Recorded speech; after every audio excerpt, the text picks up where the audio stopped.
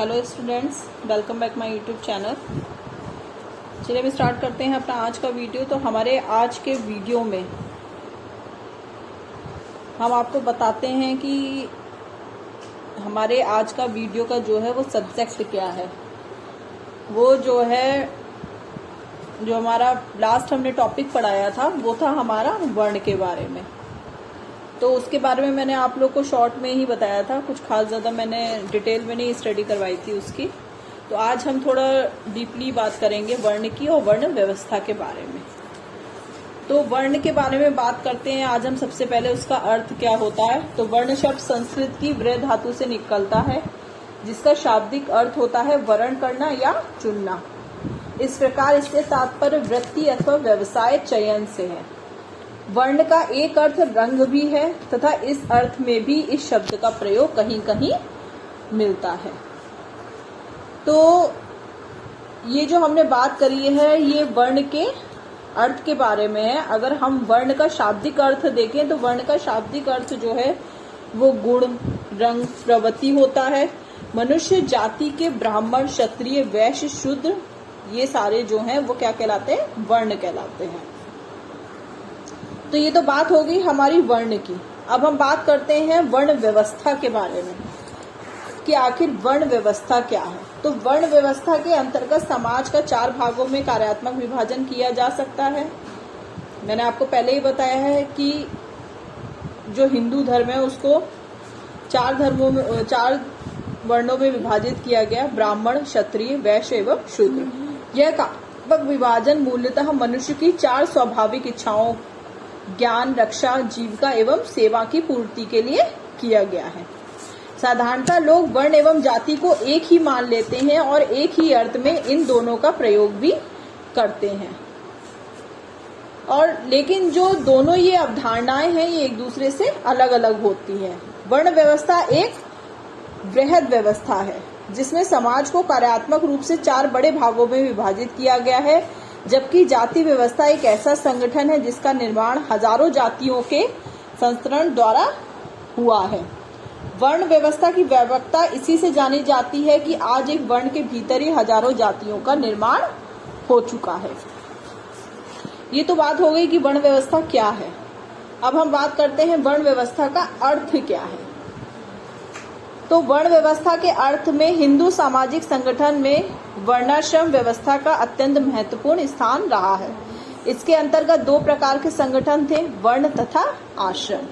इनका संबंध मनुष्य की प्रकृति तथा उसके प्रशिक्षण से था और इस प्रकार ये हिंदू सामाजिक संगठन के आधार स्तंभ हैं। तो मैंने आप लोगों को बताया था कि जो हिंदू सामाजिक संगठन है उसके आधार स्तंभ जो हैं वो 4 भागों में विभाजित किए गए हैं। पहला था आपका ब्राह्मण, दूसरा था क्षत्रिय, तीसरा था वैश्य और चौथा था शूद्र।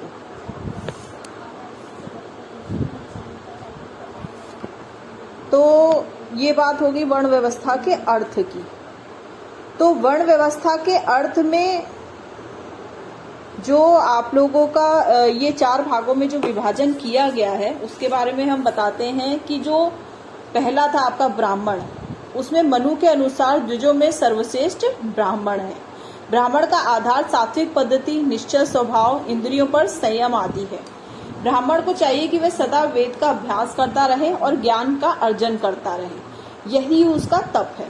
ब्राह्मण का कार्य अध्ययन करना, यज्ञ करना, कराना, दान लेना एवं दान देना आदि है। दान लेने में उसका प्रयास यही होता है कि वह दान ना ले, क्योंकि दान लेने से उसका ब्रह्म तेज कम हो जाता है। 13 अंतःकरण की शुद्धि, इंद्रियों का दमन, पवित्रता, धर्म के लिए कष्ट सहना, क्षमावान होना, ज्ञान का संचय करना तथा परम अर्थात सत्य का अनुभव करना ही ब्राह्मण के परम धर्म है। सेकेंड है क्षत्रिय। तो क्षत्रियों को परम धर्म प्रज्ञा की ज्ञान रक्षा करना है। दान देना, विषय भोग से दूर रहना, अध्ययन एवं अपनी शक्ति को सर्वश्रेष्ठ कार्यों, शूरवीरता, तेज, धैर्य, चतुरता, युद्ध से ना भागना, दान देना एवं स्वामी भाव अर्थात निस्वार्थ भाव से प्रज्ञा का पालन करना क्षत्रियों के जो है वो धर्म है। अब वैश्य ने मनुस्तमी में वैश्यों के भी 7 धर्मों का उल्लेख किया है। पशुओं की रक्षा करना, दान देना, यज्ञ करना, अध्ययन करना, व्यापार करना, ब्याज पर धन देना तथा कृषि करना वैश्यों के प्रमुख धर्म है। शूद्र जो है वो शुद्ध चतुर्थ व सबसे अंतिम वर्ण है और इसका एकमात्र धर्म अपने से उच्च तीनों वर्णों की बिना किसी ईर्ष्या भाव के साथ सेवा करना है। इसके अतिरिक्त सभी वर्णों के लिए क्रोध ना करना, सत्य बोलना, धन को बांटकर उनका उपयोग करना, पत्नी से संतानोत्पत्ति, पवित्रता को बनाए रखना, क्षमाशील होना, सरल भाव होना, किसी से द्रोह न रखना, समस्त जीवों का पालन पोषण करना आदि समस्त वर्णों के 9 सामान्य धर्म हैं, जिनका पालन करना प्रत्येक वर्ण के लिए अनिवार्य माना गया है। तो ये तो चारों जो हिंदू धर्म के अंतर्गत जो चारों धर्मों के बारे में बोला गया है, ये उनके बारे में बात थी। अब हम बात करते हैं जो वर्ण व्यवस्था की विशेषताएं हैं उनके बारे में। तो वर्ण व्यवस्था की विशेषताओं में वर्ण व्यवस्था एक सामाजिक अवधारणा है। वर्ण का अर्थ चुनाव करने से है। वर्ण व्यवस्था का आधार जन्म नहीं, कर्म या व्यवस्था था। पूर्व वैदिक काल में वर्ण परिवर्तन था। वर्ण व्यवस्था ने भारतीय समाज को 4 वर्णों में बांट दिया। चारों वर्णों के कार्य तथा कर्तव्य अलग अलग थे। जो मैंने आपको बताया कि भारतीय समाज में 4 वर्गों को वर्णों में बांट दिया गया था, ब्राह्मण, क्षत्रिय, वैश्य और शूद्र। उसके बारे में मैंने अभी आप लोग को डिटेल में भी बताया कि उसके अंतर्गत क्या क्या होता है, वो लोग कौन कौन से कार्य करते हैं, किन किन चीजों का वो निर्वाह करते हैं। तो चारों वर्णों के जो कर्तव्य और कार्य थे वो अलग अलग थे। कार्यात्मक भिन्नता के आधार पर वर्णों की सामाजिक स्थिति भी भिन्न होती थी। जिस प्रकार से उनका कार्य होता था उसी के आधार पर उनकी सामाजिक स्थिति भी होती थी। अब विशेषताओं के बाद में हम बात करते हैं जो हमारी वर्ण व्यवस्था है उसके बारे में कि आखिर वर्ण व्यवस्था के जो महत्व और गुण हैं वो क्या क्या है।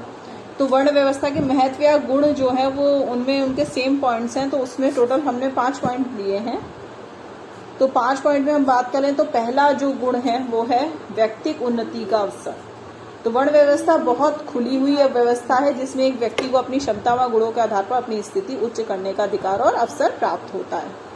सेकंड है शक्तियों का विकेंद्रीकरण। तो सामाजिक जीवन में 4 प्रमुख शक्तियां कार्य करती हैं: ज्ञान शक्ति, राज्य शक्ति, अर्थ शक्ति और श्रम शक्ति। समाज में चारों शक्तियों के केंद्रीकरण का अर्थ होता है निरंकुशता और शोषण। इनके अधिक बिखराव से सामाजिक संगठन और प्रकृति में बाधा पहुंचने लगती है। आवश्यकता इस बात की होती है कि समाज में इन शक्तियों के केंद्रीकरण को रोका जाए और इनके अधिक बिखराव को भी, दूसरे शब्दों में व्यक्ति को सामूहिक दोनों दृष्टियों से अधिक हितकर है।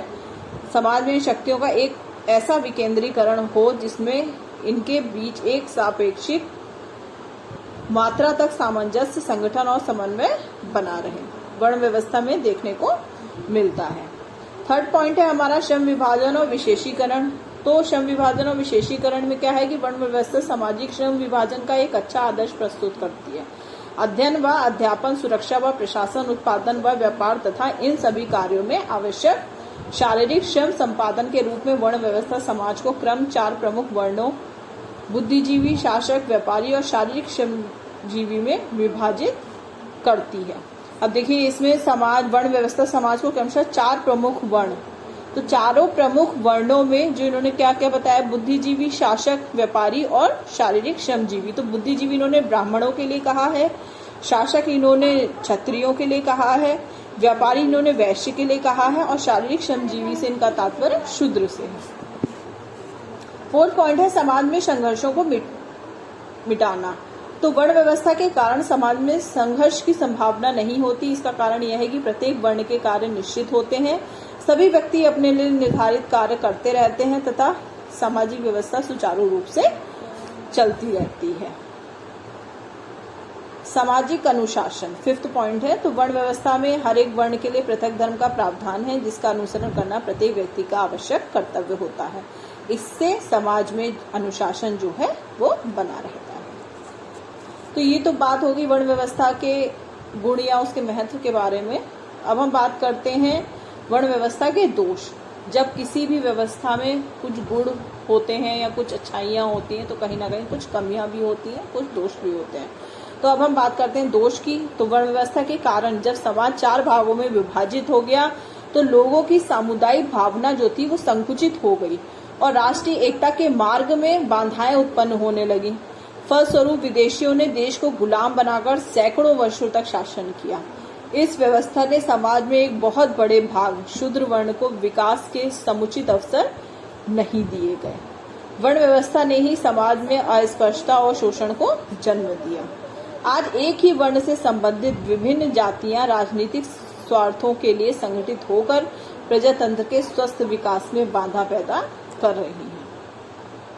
तो वर्ण व्यवस्था की ये दोष के बारे में था। तो हमारा जो वर्ण व्यवस्था का जो टॉपिक था वो आज यहीं खत्म होता है।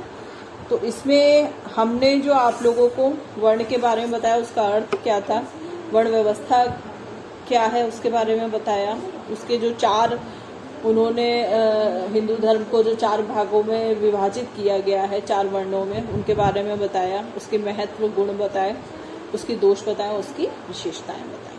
तो हमारा आज का टॉपिक वर्ण व्यवस्था वाला जो है वो यहीं समाप्त होता है। अब हम अपने नेक्स्ट टॉपिक में, जो हमारा नेक्स्ट सेकेंड टॉपिक है आश्रम, उसके बारे में स्टडी करेंगे। तो आप लोग ध्यान दीजिएगा कि अगर किसी तरीके की कोई प्रॉब्लम है तो आप लोग मुझे कमेंट बॉक्स में कमेंट करके बता सकते हैं। मिलते हैं हम अपने नेक्स्ट वीडियो में, तब तक के लिए थैंक यू।